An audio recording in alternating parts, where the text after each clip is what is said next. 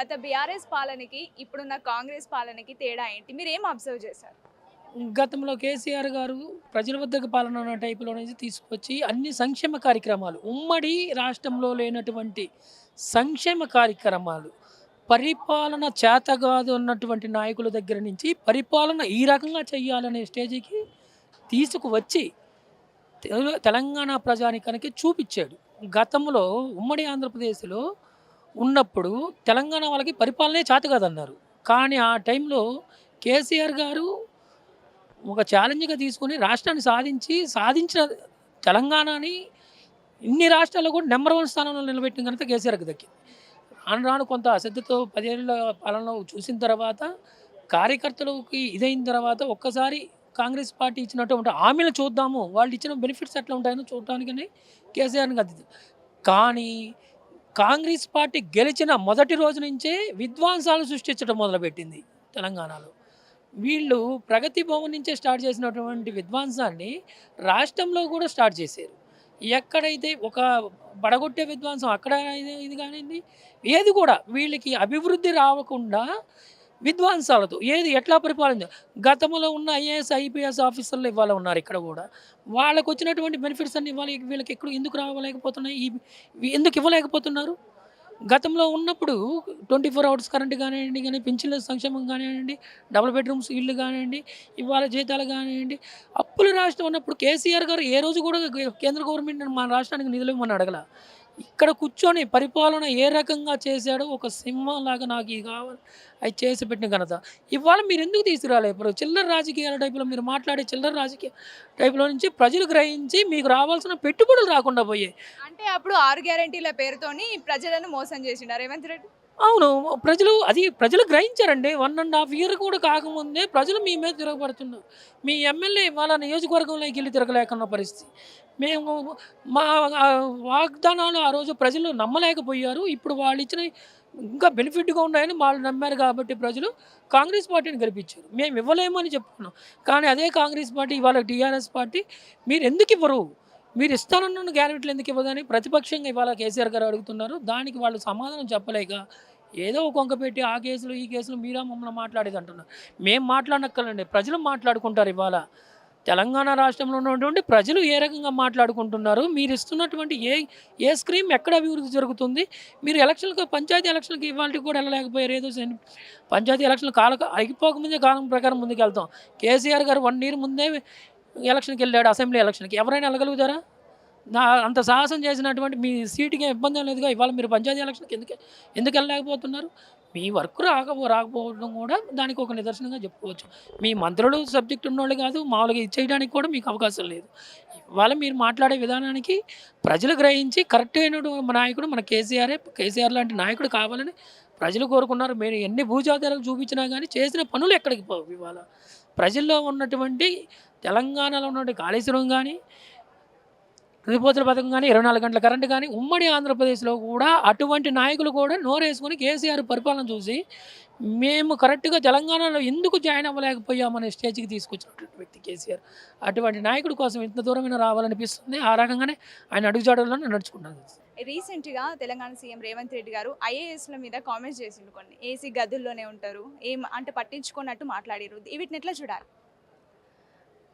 AC గదుల్లోనే ఉంటారంటే వాళ్ళు చేసే పని అక్కడి నుంచే చేస్తారు. ఎందుకంటే వాళ్ళకు ఉండేంత వర్క్ లోడ్ వాళ్ళకి ఉంటుంది. అంటే అసలు ఈయన చదువుకుంటే కదా కనీసం మినిమం జ్ఞానం ఉంటే ఎవరి డ్యూటీ ఏంటి, ఎవరికి ఉండే కష్టము ఏంటి అని తెలుసుకునేవాడు. అంటే ఎవరైనా సరే ఒక అంటే ఒక ఉద్యోగంలో ఉన్న వ్యక్తి ఒక హయ్యర్ నుంచి కింది నుంచి పై వరకు కూడా వారి స్థానాల్లో వాళ్ళకి ఎంత పని ఉంటుంది, వాళ్ళకి ఎంత ఫోర్స్ ఉంటుంది, వాళ్ళకి ఎన్ని టాస్కులు ఉంటాయి ఏంటి అనేది ఆయనకు తెలియదు. చదువుకుంటే తెలుసు, మరి చదువుకోక ఇష్టం వచ్చినట్టు మాట్లాడి ఏదో ఎదుటి వాళ్ళని నలుగురిని తిడితేనే లీడర్ అయిపోతాము, ఇవాళ రేపు అదే ఫ్యాషన్ అయిపోయిందని ఆయనే అలాంటి ఒక పద్ధతిని క్రియేట్ చేసి ఆయన ఏం చెప్తున్నాడు రేవంత్ రెడ్డి అనే వ్యక్తి, ఇవాళ రేపు అసెంబ్లీలో పోయి కూర్చొని తిడితేనే నాయకుల్లాగా అదే హైలైట్ అయిపోతుంది, అట్లా తిడితేనే ఇదవుతుంది. అంటే తిట్టి నాయకుడైన నాయకులు అంటే ఒక టైప్ ఆఫ్ బూతులు తిడుతూ లేకపోతే అలాంటి ఒక కల్చర్ని ఏర్పాటు చేసిన నాయకుడు. మరి చదువు గురించిన విలువలు తెలిస్తేనేమో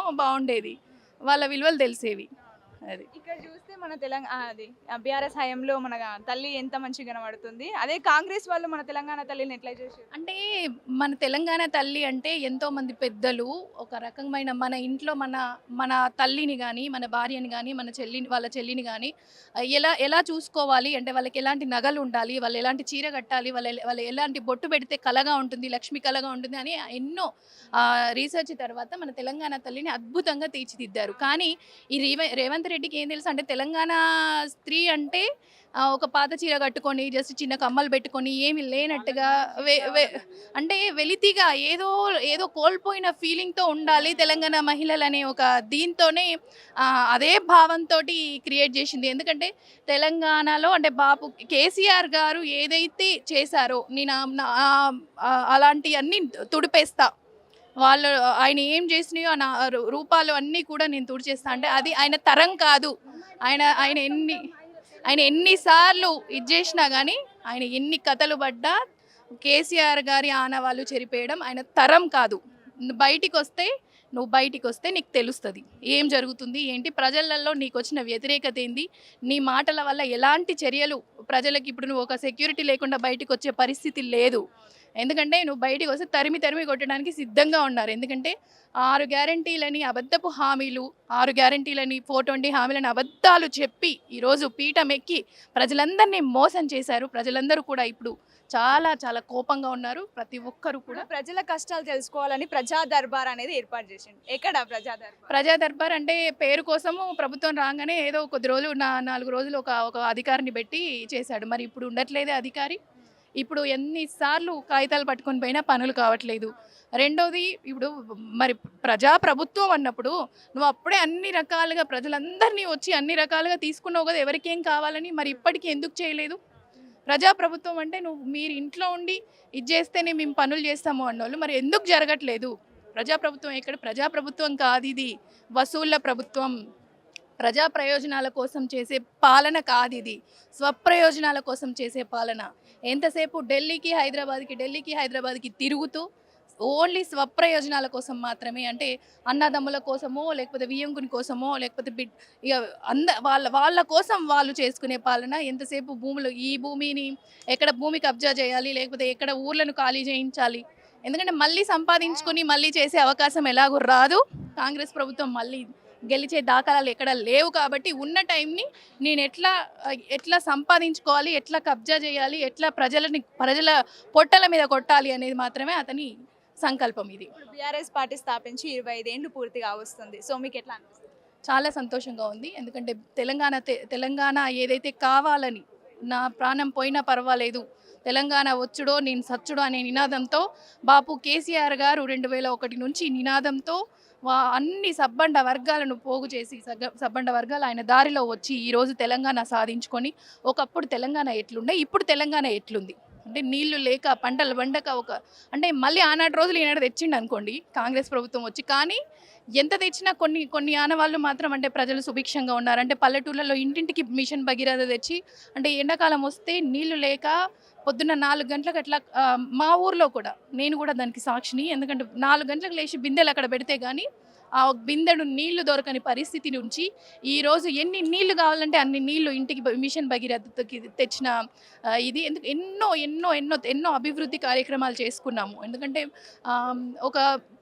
ఒక రాష్ట్రం విడిపోయి ఒక కొత్త రాష్ట్రంగా ఏర్పడ్డ తర్వాత ఏమేం చేసుకుంటే మన రాష్ట్రం అభివృద్ధి చెందుతుందని ఫస్ట్ 5 ఏళ్లలో కొన్ని, తర్వాత 5 ఏళ్లలో ఇంకొన్ని అలా చేసుకొని ఇంకా ఇప్పుడు ఈసారి వస్తే ఇంకా ప్రతి ఒక్కరికి కూడా ఇంకా చాలా బాగా జరుగుండేది. కానీ ఈలోపే ప్రజలందరికీ కూడా అబద్ధాల మాయలో పడి మార్పు కావాలని మార్పు తెచ్చుకున్నారు. కానీ ఆ మార్పులతో మేము తప్పు చేశాము, మా ఓటుని వేస్ట్ చేసుకున్నామని కూడా ప్రతి ఒక్కరూ చెంపలేసుకుంటున్నారు. ఎందుకంటే మంచి అంటే దేవుళ్ళలాంటి కేసీఆర్ గారిని పోగొట్టుకొని ఈరోజు తప్పు చేసినామని ప్రతి ఒక్క ప్రజల్లోనూ మీరు ఎక్కడికైనా వెళ్ళి అడగండి, ఇదే ఫీలింగ్ ఉంది. యువతకి కూడా అర్థమైంది. ముఖ్యంగా ఇప్పుడు ఈనాటి బాలలే రేపటి పౌరులు అన్నట్టు చిన్న పిల్లల దగ్గర నుంచి కూడా పెద్దవాళ్ళ వరకు కూడా వాళ్ళకి ఏం జరుగుతుంది ఏంటి అనే అవగాహన ప్రతి ఒక్కటి వచ్చింది. రాబోయే రోజులలో మళ్ళీ తెలంగాణలో బీఆర్ఎస్ ప్రభుత్వం చాలా ఎన్ని సీట్లతో నిలబడితే అన్ని సీట్లు గెలిపించి ప్రజలందరూ కూడా బ్రహ్మరథం పట్టబోతున్నారు.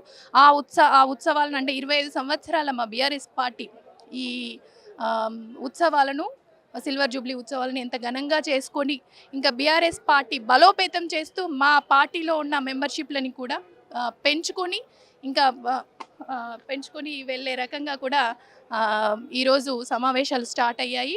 ఇంకా మా నాయకుల్లో కానీ కార్యకర్తలలో కానీ ఒక కొత్త ఉత్సాహంతో కొత్త ఒరవడితో ఇంకా ముందుకెళ్ళబోతున్నాం.